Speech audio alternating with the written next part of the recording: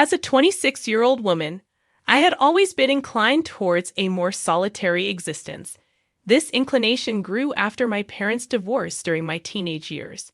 They swiftly transitioned into new relationships, as if they were playing a game of house, leaving me feeling like an abandoned puzzle piece that no longer fit. In the blink of an eye, I transformed from their cherished daughter to an awkward guest at their joyous family gatherings. The isolation weighed on me more than words could express. However, I managed to construct a life of my own, distancing myself from their facade of harmony. I secured a job, found a small yet comfortable apartment, and even welcomed a feline companion into my life. Just when I thought I had successfully detached from their world of make-believe, my parents suddenly started reaching out, expressing a desire to reconnect. A part of me yearned to believe it was genuine, but when my father clumsily mentioned a significant inheritance from my wealthy grandparents during a phone call, a harsh truth dawned on me. Their newfound affection wasn't for me, it was for the potential windfall. My grandparents' fortune was substantial, but there was a catch. They believed in the unity of family. The stipulation was that the inheritance would only be distributed when the entire family gathered for the reading, which included me, the family outcast. If I were absent, my parents would be left without a penny from the million-dollar fortune. It became evident that their sudden desperation to bring me back into the fold was solely for their financial gain. They begged and pleaded for me to accompany them to my grandparents' house, attempting to guilt-trip me with stories of family bonds and nostalgic memories. Yet I saw through their insincere sentiments. All they desired was to secure their future luxury. It was a bitter realization that my parents viewed me as the key to their inheritance, and I grappled with a whirlwind of emotions, anger, betrayal, and a sense of vindication, all warring within me. I faced a choice. I could make them suffer for their manipulation, neglect, and insincerity, or I could swallow my pride, play along, and ensure they got what they wanted. It was a challenging decision, but then it struck me. I had a unique opportunity to turn the tables on them. They needed me, not the other way around. I could play their game, make them believe they had won, show up at the reading, and then at the last moment, ensure they left with nothing. It was a devious plan, no doubt, but it was the least they deserved for using me as a pawn in their grief-fueled game. So, I agreed to accompany them to my grandparents' house, playing the dutiful daughter and acting as if I were none the wiser to their scheme. But I had a trick up my sleeve. I wouldn't let them succeed, and I wouldn't allow them to profit off my compliance. I reached out to my grandparents' lawyer to gain a clear understanding of the precise conditions outlined in the will. The lawyer confirmed that the inheritance was undeniably conditional upon the entire family being present during the reading of the will. If I chose not to participate, the entire fortune would be donated to various charities. This revelation filled me with a sense of power, but it also stirred an annoying feeling of guilt within me. Yes, my parents had manipulated and neglected me, but the question lingered. Was it morally right for me to deprive them of their inheritance out of spite? I was torn, my emotions oscillating wildly between righteous indignation and guilt, back and forth. I couldn't help but think about my grandparents, who had always shown me kindness and love. They were traditionalists, longing for family unity, even if it had become a mere formality at this point. Would they have wanted me to use their will to settle scores? This question haunted my thoughts, keeping me awake for many nights. A part of me yearned to honor my grandparents' wish for family unity, even if it was just a facade. However, another part of me vehemently protested, refusing to be a pawn in my parents' grief-fueled game. During this period, my parents were oddly attentive, checking up on me, inquiring about my life, and even inviting me for meals at their homes with their new partners. It was evident that they were trying to win me over. Yet their efforts only fueled my resentment. It served as a harsh reminder of the love and attention they could have given me but chose not to until money entered the equation. My bitterness grew, and my determination to carry out my plan intensified. However, amidst my resolve, I couldn't shake off the nagging feeling of guilt. I found myself trapped in a moral dilemma, where, regardless of my choice, I seemed destined to be the villain in someone's eyes. After my conversation with the lawyer and my increasing interactions with my parents, I found myself engulfed in a whirlwind of conflicted emotions. To help navigate through this turmoil, I made the decision to seek professional help and began attending therapy sessions. In these sessions, I discovered an outlet for my resentment, hurt, and confusion, hoping to find clarity and peace amidst the storm of conflicting emotions. I began to unravel the depth of my emotions and how they were shaping my choices, particularly during therapy sessions. It was in these sessions that the idea of having a genuine conversation with my parents surfaced. Despite my initial aversion to the notion, I couldn't ignore the possibility that it might provide me with some closure. In addition to therapy, I confided in my closest friend, Leela, who had been my unwavering support throughout this ordeal. She echoed my therapist's advice, suggesting that I give my parents an opportunity to explain themselves. With a mix of apprehension and courage, I decided to attend a family gathering at my father's place. The atmosphere was as strained as I had anticipated, with my parents, their partners, and me, a picture of superficial harmony that belied the underlying tension.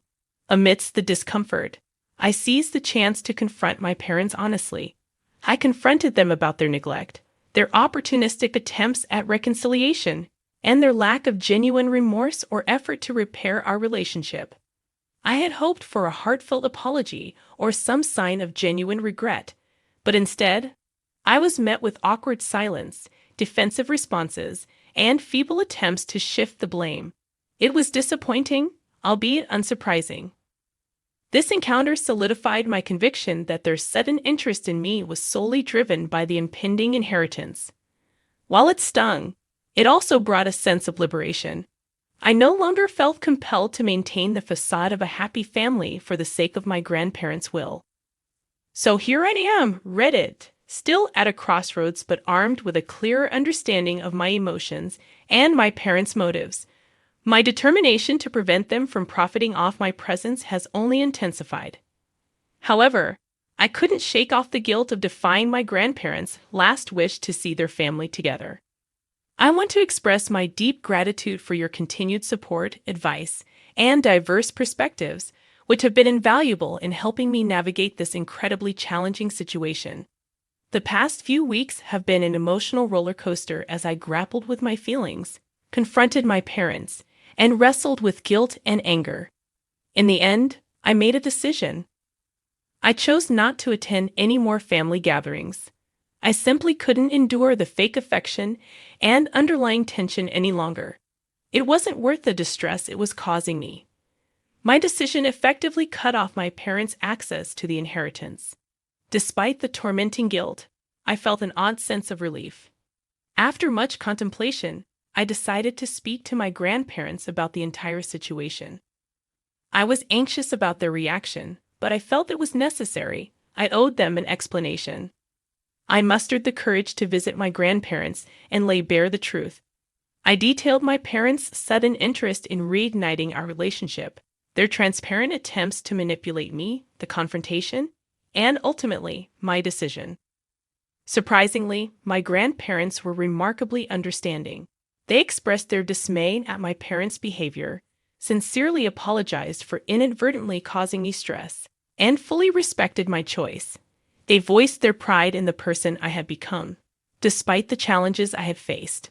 Most importantly, they made it abundantly clear that they did not want their will to be a tool for manipulation or greed. In an unexpected twist, my grandparents chose to revise their will. They excluded my parents from the inheritance, opting instead to distribute it among various charities they had been supporting for years. They believed this was a better use of their wealth, avoiding further conflict and greed within the family. They expressed gratitude for my honesty and reassured me that their love for me was not contingent on the whims of a will. Their understanding and love overwhelmed me, lifting an immense burden off my shoulders. For the first time in years, I felt free. I was no longer a pawn in my parents' game. I had broken free, and it was profoundly liberating. Upon sharing my decision with my parents, they were understandably furious, blaming me for their loss. A pang of guilt momentarily gripped me, but I swiftly brushed it off. I reminded myself that I was not responsible for their greed or their choices. Now, I am finally at peace. I managed to escape the toxic environment that had been suffocating me, and I am eagerly looking forward to moving on from this ordeal. I want to express my heartfelt gratitude to all of you on Reddit for being a part of my journey and helping me navigate this challenging situation. Your support and encouragement empowered me to stand up for myself in a situation where I was being used as a pawn for financial gain. It is truly commendable that I decided to talk to my grandparents about this matter. In the end, my grandparents chose to do what they felt was right. They donated their money to charity instead of allowing it to fuel the greed and ulterior motives of others. My parents were the ones who introduced deceit into the equation and ultimately paid the price for their actions. It's evident that you made sincere efforts to mend your relationship with your parents. You confronted them about your feelings, their behavior, and their lack of remorse, which confirmed their true intentions. You had every right to refuse to be a part of a charade, and your grandparents' understanding of the situation further validates your choice. It's truly unfortunate that your parents only showed interest in rekindling the relationship when money was involved. Their inability to offer a sincere apology when confronted speaks volumes. You took control of the situation, made a tough decision, and it's heartening to hear that your grandparents supported you. Note, I'm a 27-year-old woman and soon to be married to the man I've been with for 6 years, Josh, a 29-year-old man. We've weathered various challenges together, strengthening our bond over time. We are both overjoyed about our impending marriage and the prospect of embarking on a new chapter in our lives together. I had chosen to take Josh's last name, a tradition in our society that resonates with me. Despite its lack of universal acceptance, I have always appreciated the idea of sharing a name with him and officially becoming a part of his family. I find comfort in the recognition of our unity. When I shared this decision with Josh, he was supportive and understanding, which only deepened my love and respect for him. His unwavering support reinforced my choice, giving me the confidence to embrace it fully. However, when I excitedly shared my decision with my friends and family, their reactions were unexpected. My fiercely independent and feminist mother expressed her disappointment, believing that I was setting a poor example for my younger sisters by seemingly surrendering my identity. My father, though more understanding, appeared concerned about the potential impact on my relationship with my mother and sisters. Even my friends, most of whom identify as feminists, reacted strongly. They accused me of perpetuating patriarchal norms and believed that by taking Josh's last name, I was sending a message that a woman needed a man to define her identity. I attempted to explain that this was my personal choice, a way to add to my identity rather than relinquish it. I emphasized that feminism was about choice and respecting others' decisions, even if they differed from their beliefs. Their negative reactions left me feeling guilty and uncertain about my decision. I started doubting myself, wondering if I was unknowingly participating in a patriarchal tradition. I found myself torn between my personal happiness and the fear of alienating those who mattered to me. Josh, too, was upset about their responses and offered to talk to them on my behalf. However, I felt it was something I needed to handle independently, despite my determination. Despite my conviction, I found myself feeling unheard and confused in the midst of conflicting opinions. Your overwhelming support and the invaluable advice you've provided have offered me a fresh perspective on my situation, for which I am genuinely grateful. I have always believed in open dialogue as a means to resolve issues, so taking some of your advice to heart, I decided to have a heart-to-heart conversation with my friends and family. I invited them over to our place, hoping that a comfortable and familiar environment would help ease the tension and encourage an open and respectful conversation. I prepared myself to truly listen to their perspectives and explain my viewpoint in a non-confrontational manner, hoping that we could reach a mutual understanding despite our differing opinions. When they arrived, the tension in the room was palpable. I attempted to break the ice with some light-hearted conversation, but it felt like walking on eggshells. Finally, I gathered my courage and broached the topic at hand. I conveyed how their initial reactions had hurt me, making me feel as though they were questioning my beliefs and principles. I emphasized that my choice to take Josh's last name was a deeply personal decision that did not compromise my commitment to feminism and gender equality. I requested that they respect my decision, just as I respected their diverse viewpoints. Their reactions were mixed.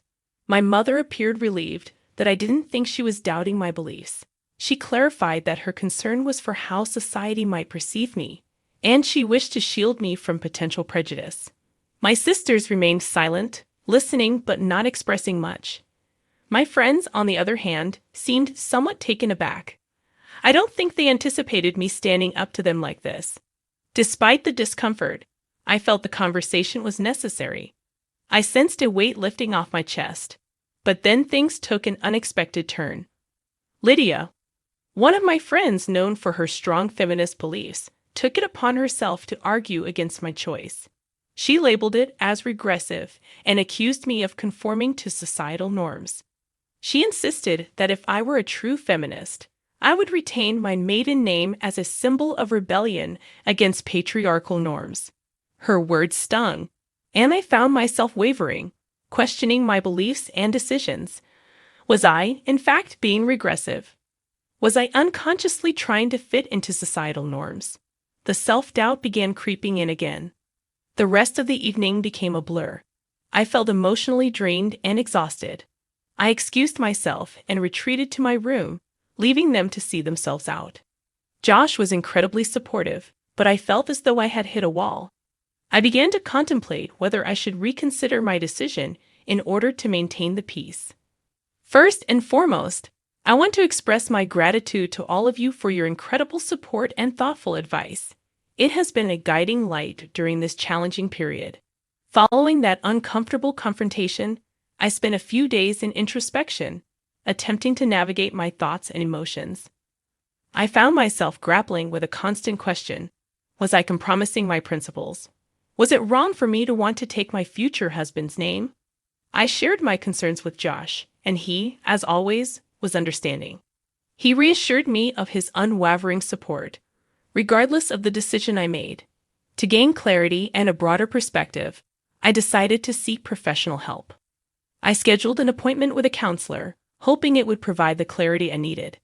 The counseling session proved to be enlightening. We delved into my feelings, guilt, conflict, and doubts. The counselor helped me realize that the essence of feminism lies in choice, the freedom to be who you want to be and do what makes you happy, free from societal norms. She emphasized that my decision to take Josh's last name was not a submission to a patriarchal society. Instead, it was a personal choice that brought me genuine joy. Her words resonated deeply with me, instilling a renewed sense of clarity and confidence.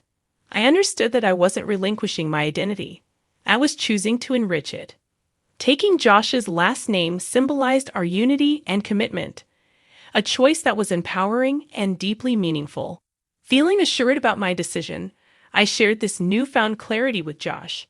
He was relieved and glad that I had found peace amidst the chaos. With his unwavering support, I knew I had all I needed. However, I remained concerned about my friends and family, especially my mother and sisters. I didn't want this issue to strain our relationships, so I decided to write them a letter, expressing my thoughts and feelings, hoping they would understand. After days of reflection and internal debate, I made a definitive decision. I chose to take Josh's last name, as we had planned.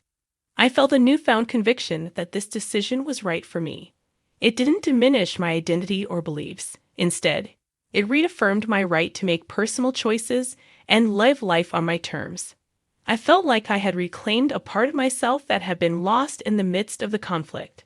Determined not to let others' opinions sway me from my chosen path, I penned down a heartfelt letter to my friends and family. In it, I poured out my thoughts and emotions, explaining why I had chosen to take Josh's last name and how it in no way diminished my standing as a feminist or independent woman. I expressed my love and respect for my friends and family, hoping they could find it in their hearts to respect my decision. After sending out the letters, I waited with bated breath for their responses. It took a few days, but the responses started trickling in. My mom was the first to call. Her voice was choked up as she apologized for not understanding my perspective sooner. She acknowledged her mistake in questioning my choice and promised to support me moving forward. My sisters followed suit, offering their apologies and support. However, Lydia, the friend who had been most vocally opposed to my decision, didn't reach out. On the other hand, a few of my other friends did, apologizing for not understanding my point of view earlier. Their responses were a relief. While there were still some unresolved issues, it seemed like my relationships would mend with time. The overall tone was understanding and apologetic, and I felt reassured that I wasn't losing my friends or family over this issue. This experience taught me that personal decisions can have far-reaching implications. However, at the end of the day, it's essential to stay true to ourselves and our beliefs. I am thankful to all of you who stood by me, giving advice, sharing your experiences, and offering words of encouragement. I know the road ahead may still have a few bumps, but I am prepared to face them. I've learned that while it's crucial to value and consider the opinions of those we love, we must not let them overshadow our personal truth. As a staunch feminist, I wholeheartedly believe in the power of personal choice, and that's what feminism is all about. Our identities are not defined by our names, but by who we are and what we stand for. By standing up for my personal choice, I've demonstrated my belief in personal freedom and empowerment, which is a strong feminist statement in itself. I won't let anyone make me believe otherwise. I handled this situation with grace and strength, and I admire myself for it. This situation was undoubtedly tough. It's clear I value my relationships and didn't want to hurt my loved ones, but it's equally important to respect my choices. Relationships should not be contingent on making decisions that align with others' views all the time. True feminism promotes choice, and I have every right to make decisions that bring me happiness. I'm glad I found clarity and stood up for myself. It took courage to do what I did, and I respect myself for it. I am not alone, and I appreciate all the support I received. Thank you all for tuning in to today's stories.